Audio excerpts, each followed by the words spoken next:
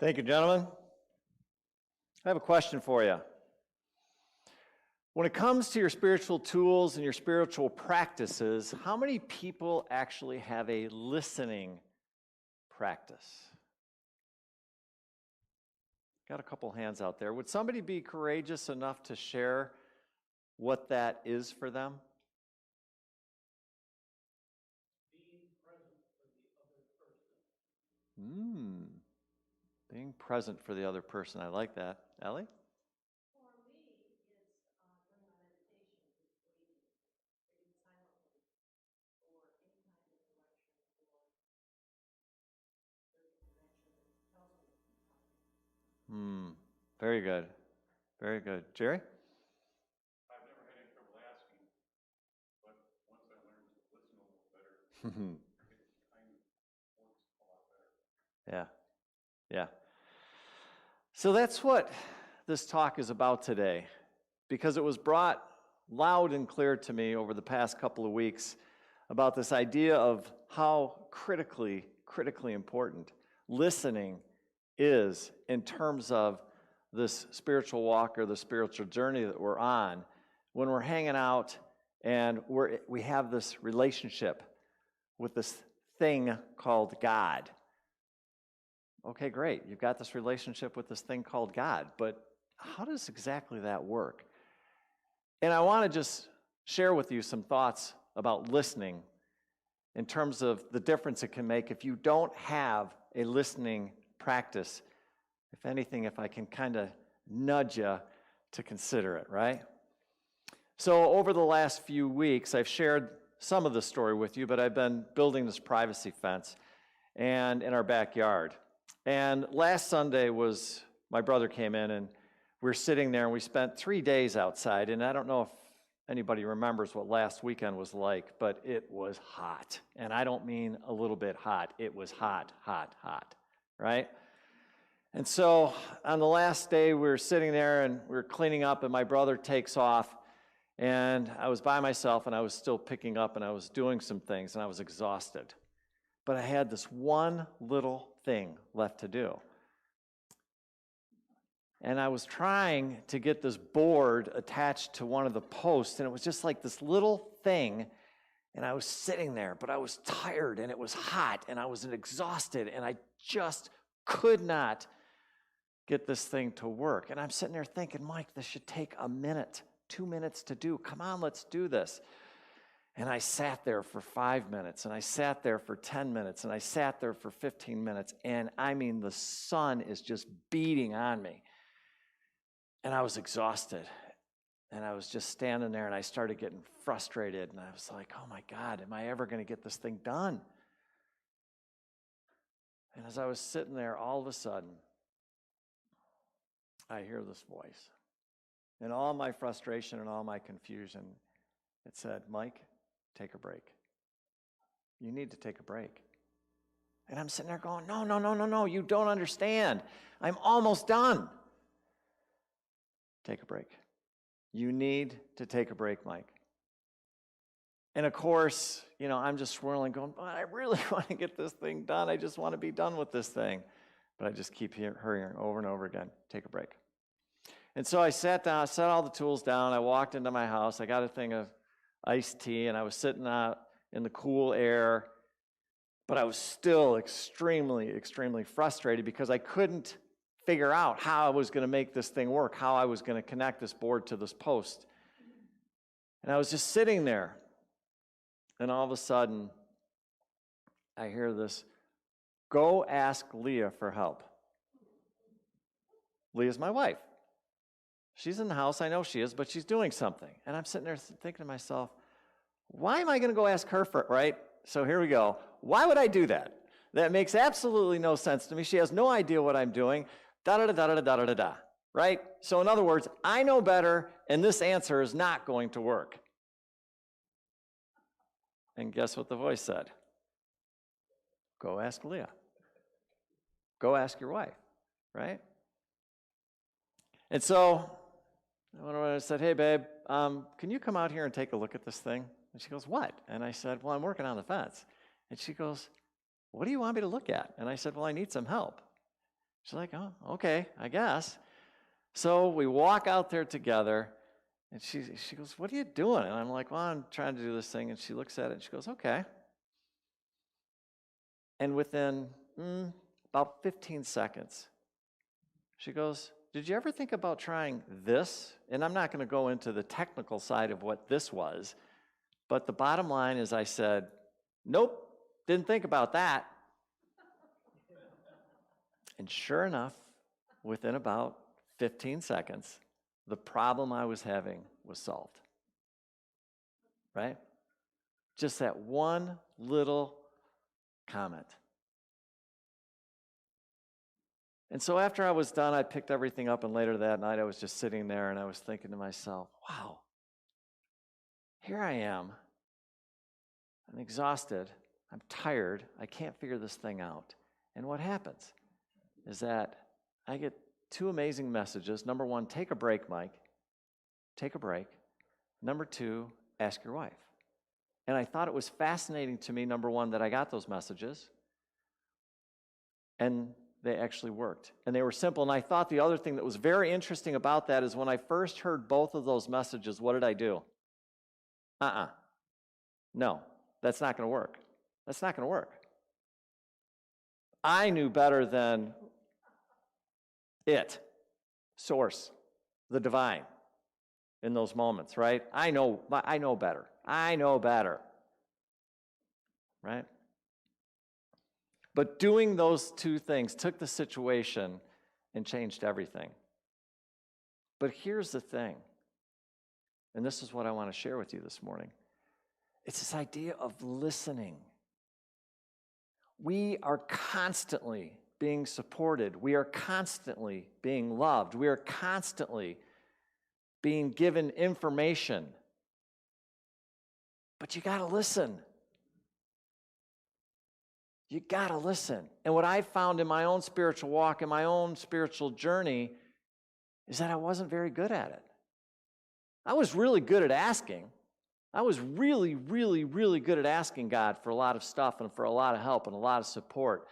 But what came through and what I've been talking about is, how good was I at listening, right? The power of listening is one of the most important tools in your spiritual tool belt that you should be using on a daily and moment-by-moment basis. But how many people really do that? There's no judgment. There's no right or wrong here.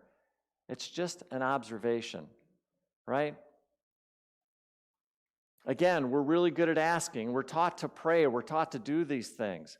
But do we really take the time to listen? Do we really believe that we're going to be given an answer when we say a prayer or ask for help or ask for support? Do we really believe it? Do we? And I think about the times in my life where I would ask God for help and there wouldn't be an answer, and then what would happen? I get mad. I get frustrated. This doesn't work. God doesn't work. God doesn't love me. And. Right? Here I am asking and praying over and over and over again, but nothing is changing. I'm not getting the answers. This thing doesn't work. Anybody been there? Yeah, I think pretty much we all have at a certain point in time in our life. Right? And as I thought about this idea of listening and this whole relationship with God or the divine, the word that kept coming up over and over again was this idea of communication, because that's what it all boiled down to.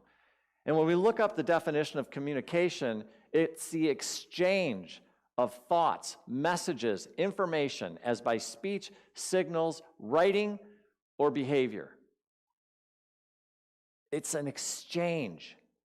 Do you get that? It's an exchange. In other words, there's something that's going back and forth. What is it that's going back and forth? Communication, love, support, all of that stuff. That's what's going back and forth. That's what we've been taught. That's what we've been told by Jesus, by the Fillmores, and a bunch of other people. They all said the same thing. There's this relationship, there's this connection, there's this communication that, yes, really does happen. It's not just hearing about it, folks. It's actually living the experience of the connection with your own divinity, connecting with this thing called the divine, believing that it's there, believing that you're worthy enough to be talked to by God.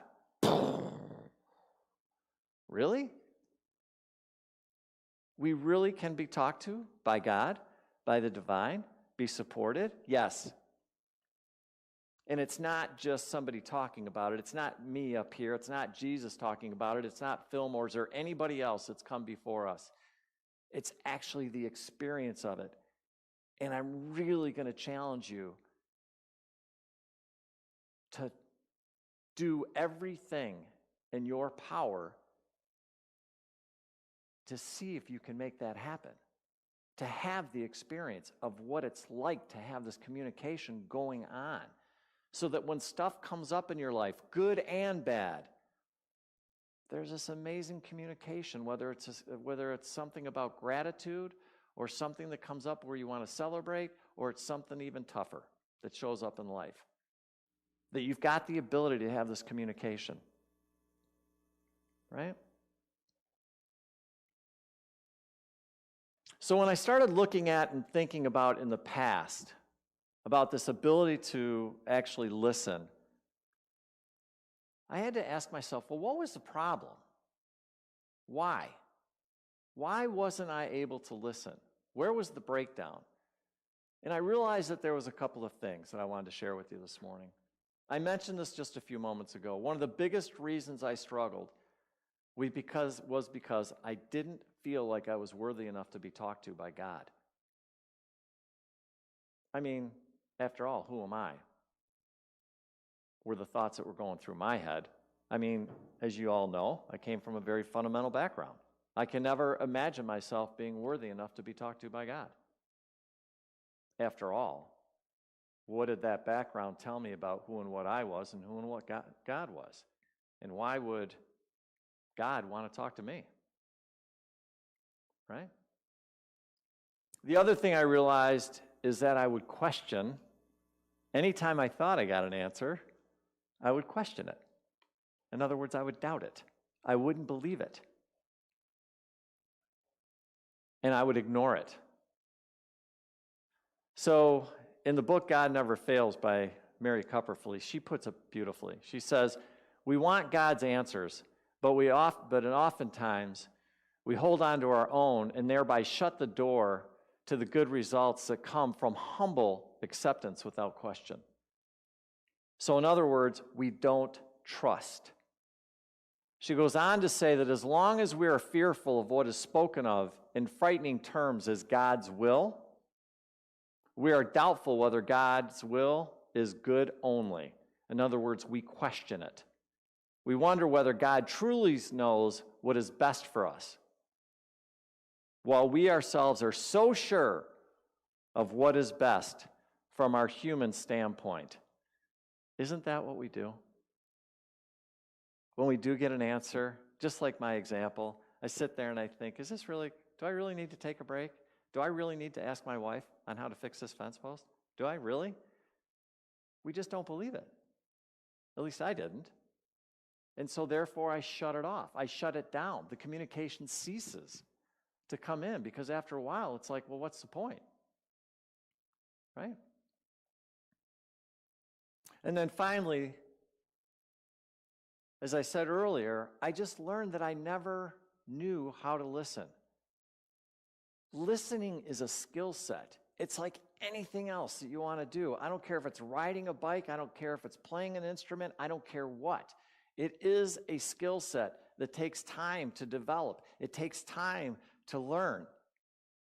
And it's something that you can take and it can go as deep as you possibly want it to go. It's limitless. I want you to think about a radio station. There's a radio station playing right now. If we had a radio receiver in here and we turned it on, poof, You hear the radio. There's no difference between that radio station and God. None. But guess what? If you're not tuned into it, if you don't believe it, if you don't think you're worthy enough to be spoken to by God, if for some reason you just think it's a waste of your time, and again, there's no judgment there. There's no right or wrong or good, bad here. It's just if you're wanting the connection, if you're wanting to have the experience, if you're wanting the extra support, then maybe listening is something you should take a little bit of time to kind of figure out, regardless of how you do it. Anybody familiar with the series, The Conversation with God series by Neale Donald Walsch? So Neale Donald Walsch's story is he was extremely frustrated. And he sits down with a pad of paper one night and he starts just going off on God. Well, you're all of this and you're all of that, and why not this and why not that, and yanta, yanta, yanta, yanta, right? And all of a sudden, as he's writing, he stops writing, and then all of a sudden he notices his hand starts to move across the paper. And what the writing started to say was, well, do you really want an answer to all this, or do you just feel like venting? And then Neale Donald Walsch says, well, yeah, I do want to vent, but actually I really do want these questions. And that's the beginning of the series of books that he writes. But in the beginning of it, he said, you know, God, I'm just kind of curious. I'm just kind of curious. How do you talk? Because I'm not sure I understand how it is that you talk. And to whom do you talk? And God's response back is, I talk to everyone. All the time. The question is not whom do I talk to. The question is who is listening.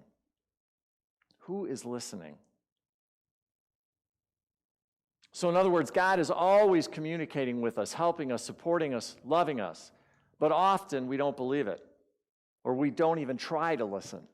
Or think it's even a possibility. Or. We don't even think that it could happen. So Walsh says, well, could you explain that a little bit further? And God says, well, first, let's exchange the word talk with the word communicate. It's a much better word, a much fuller, a more accurate one. When we try to speak to each other, me to you, you to me, we are immediately constricted by the unbelievable limitations of words. My most common form of communication is feelings. Feelings are the language of the soul. If you want to know what's true for you about something, look at how you're feeling about it. Look at your feelings. And then God says, I also communicate with thought. Thought and feelings are not the same, although they can occur at the same time. In communicating with thought, I often use images and pictures. For this reason, thoughts are more effective than mere words as tools of communication.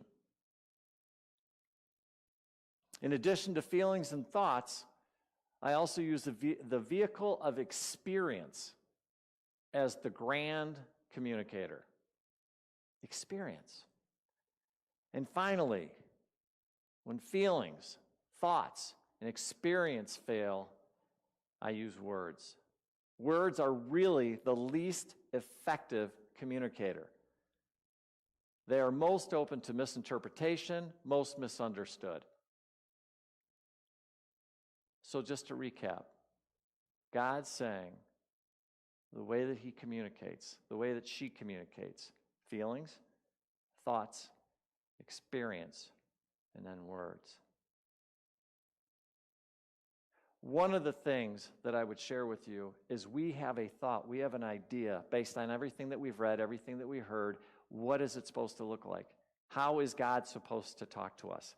Is it supposed to be, Moses sitting on the mountain and all of a sudden God shows up with the burning bush and these tablets are handed to him? Is that what it's supposed to look like? Or is it supposed to be something else that we've heard about? Some other story we've read? I'm just going to let you in on a little clue. We each have our own way of this communication with God. And if you would just trust yourself,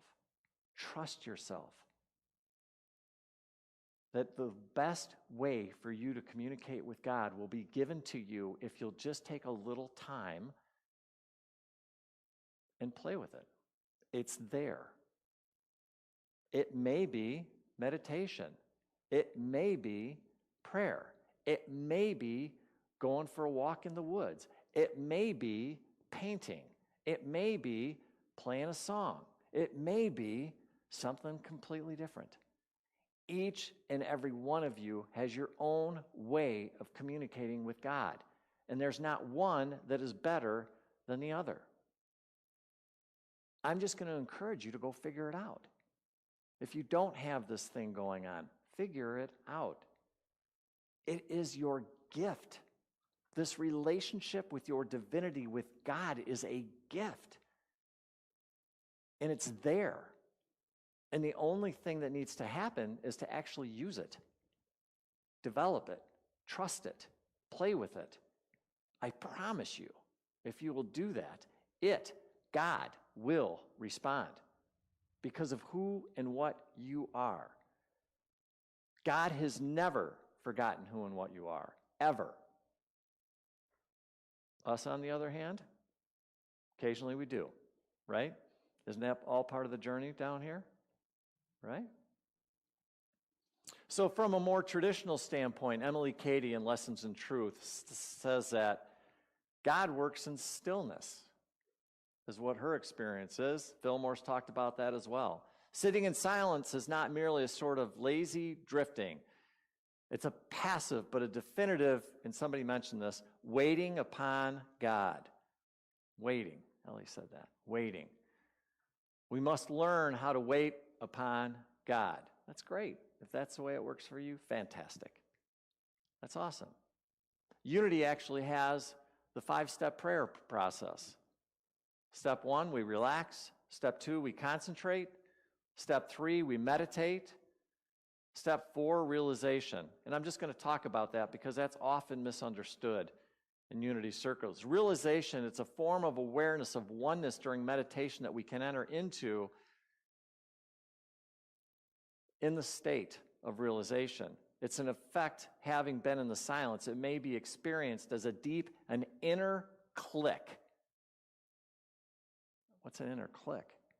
I don't understand what's this inner click. The inner click is when you're sitting in the state of meditation and there's just an understanding or a knowing of truth, despite anything that's going on, despite anything that looks like in the outer appearances. There's this inner click. And then finally, we give thanks. I'm going to share with you something that I do in terms of my own listening practice. Take what you want and leave what's not yours. So the first thing that I do is I actually show up and I ask for whatever it is that I'm trying to figure out. If it's a problem, a situation, guidance, direction, support, what is it? And I have a conversation with God. Sometimes that happens in my quiet time in the morning during prayer and meditation, but not always. It doesn't always have to be so formal, right? It doesn't have to be, okay, I got to sit down and I need to meditate and then I need to get real serious and I need to be quiet. That's fine, but just understand it doesn't always have to be that way because sometimes don't we need to be able to ask God something when we're kind of on the run? Yeah, because life shows up. Right? So sometimes that's what it means. And then what I do is I just do something really simple. I trust. I trust. I trust that God has heard me and that the answer is on its way. And it's okay when it shows up. So in other words, I'm not sitting there going, I got 10 minutes, God, I need the answer now. I don't do that. I don't. I just trust that when it shows up, it'll show up at the right time, at the right place, in the right situation, and exactly how I need it to show up. Here's the other thing. I expect it. I do.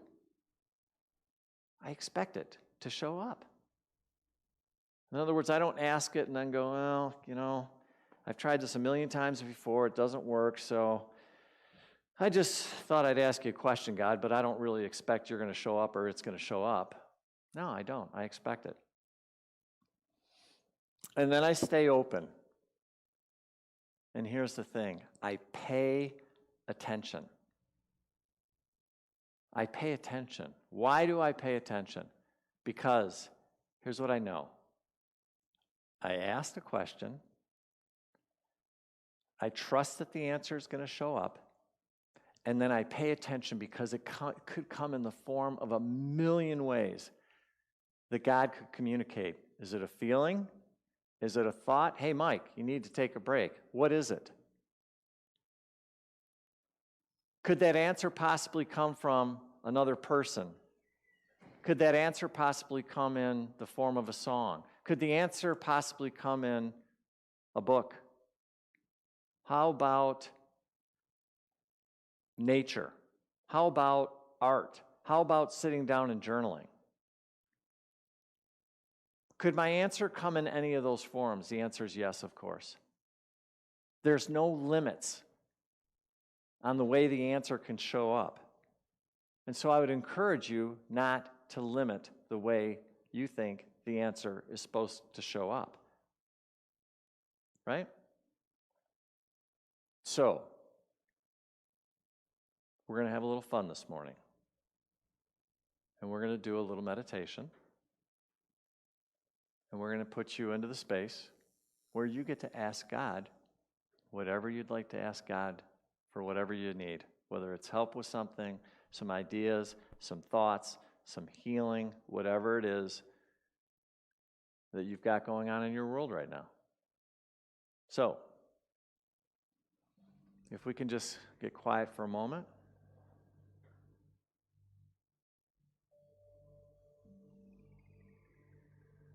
Close your eyes if you feel comfortable closing your eyes. I always love starting off a meditation with a deep breath in and then letting it out.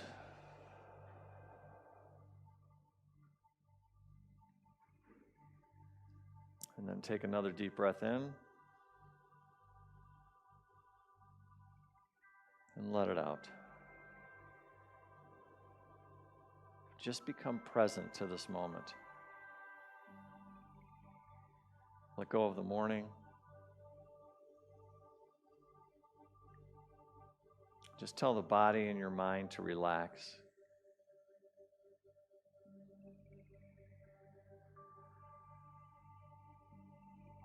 If you want to put your hands over your heart, just connect with yourself. Say, there I am. Hi. Connect with yourself. I'm glad you're here.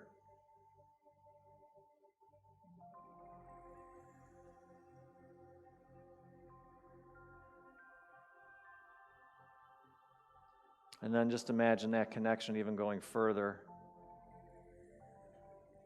And imagine you're in the space and connecting with God. Just feel this love coming over you. Feel the support.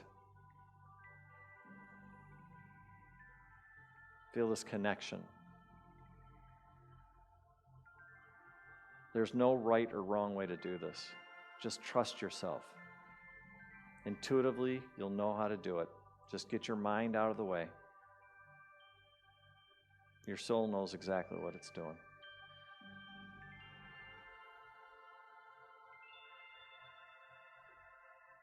Just be in the moment.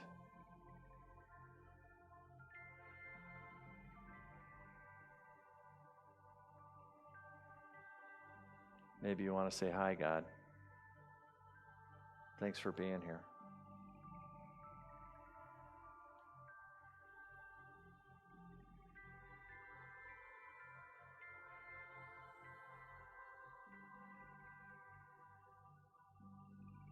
And just start having a little communication, a little conversation with whatever that sounds like for you.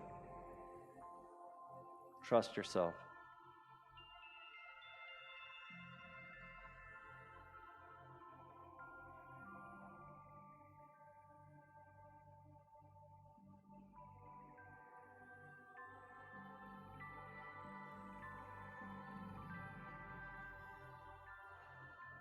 And now what I want you to do is think of something that's going on in your life, something that you'd like some help with or direction with, or maybe you just want some peace about a particular situation. It could be anything.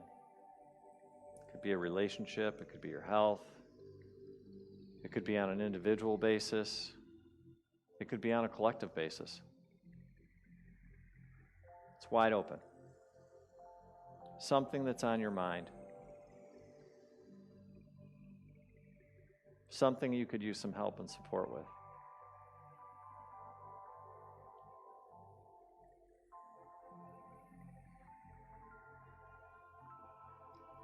Maybe give a little explanation in terms of what's going on to God. This is what I'm feeling. This is what I'm thinking. This is where I keep getting stuck. These are the thoughts that are going through my head about this situation. Lay it all out there.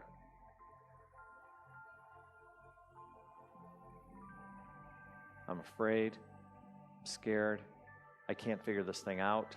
I've tried it 100 times before. Nothing seems to matter. Whatever's going on, be real.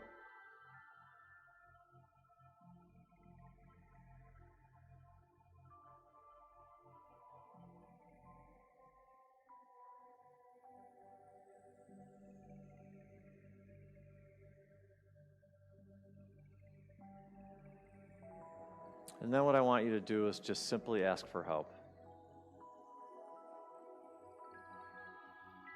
Whatever that sounds like to you. I need some clarity. I need to know what I should do with this. I'm looking to heal this. I want to be at peace with this. Whatever the situation calls for, whatever the help is that you need, ask for it.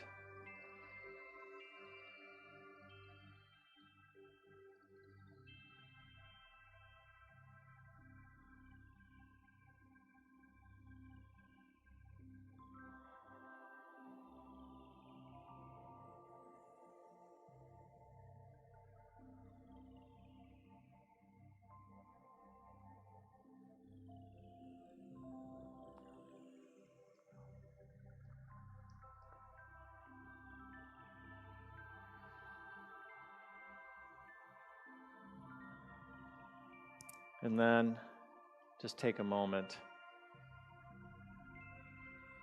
and thank God. Thank God for the answer. Thank God for everything that God does for you, the things that you know, the things that you don't know, and for all of the support that you are given at all times.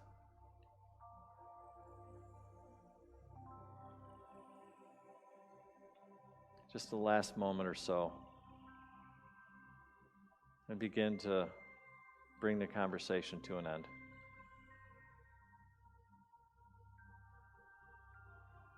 And then when you're ready, start to come back to the room, back into your body.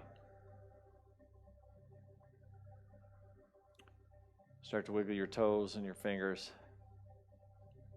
And when you're ready to, you can open your eyes.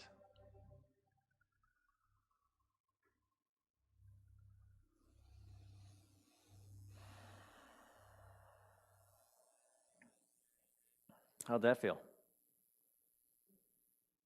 Mm-hmm. Yeah. Good. Good.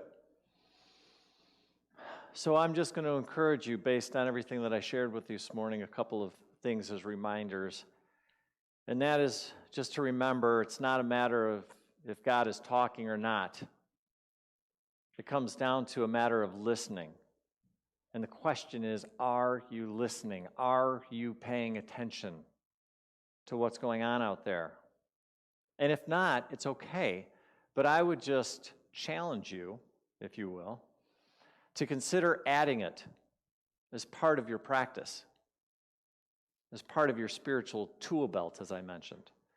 In other words, use it and develop it because it's your gift, because of who and what you are. And just like any other gift, it doesn't matter if you're not going to use it, right? It doesn't matter.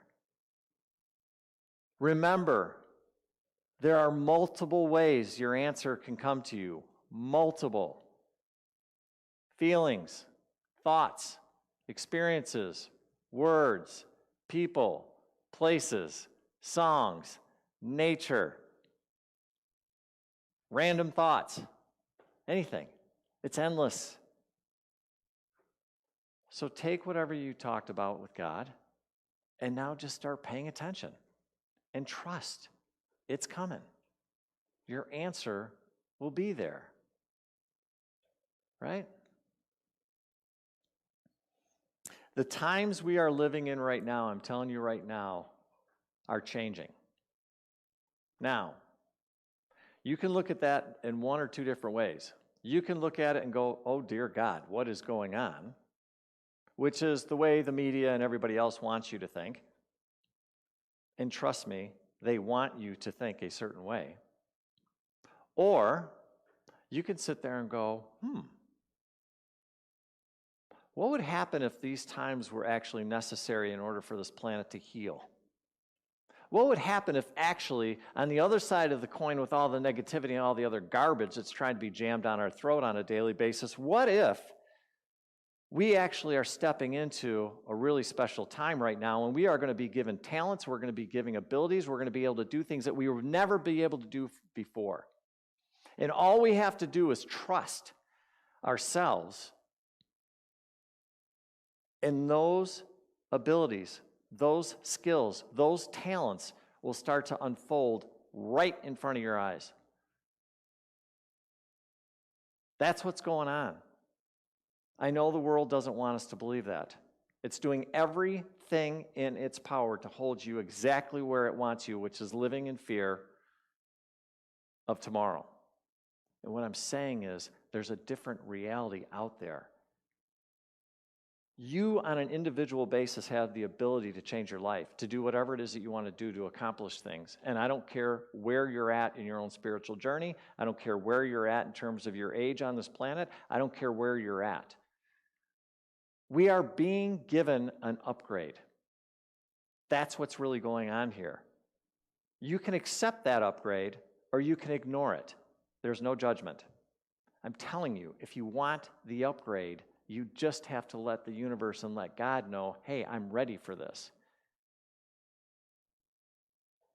And then I would suggest putting your seatbelt on and getting ready. That's what's happening down here, folks. The energy on this planet, I'm telling you, is rising, it's rising, it's rising, it's rising, it's rising. Because of that energy rising, we are literally changing physically, but we are also changing what we're able to do on a spiritual level. That's real. That is really real. You are not the same person that you were last year, 3 years ago, 5 years ago, 10 years ago. We as a consciousness on this planet are changing. We are raising our vibrations up. And for some, that may look a little crazy. But that doesn't mean that you're not included in this upgrade. Don't ever tell yourself that. Ever. I don't care what's going on in your life right now. Stuff's got to come out in order for it to heal, and for some people, that's what's happening. But that does not mean that you're not divine. It doesn't mean that you don't have it figured out. It doesn't mean that you failed. None of that is true. Absolutely none of it is true. Self-compassion, self-love, self-trust, listening, all these things that we talk about. So the next time you're out digging fence posts and it's 90 degrees outside and you can't figure it out and you're about ready to rip the whole thing down. Right? Right?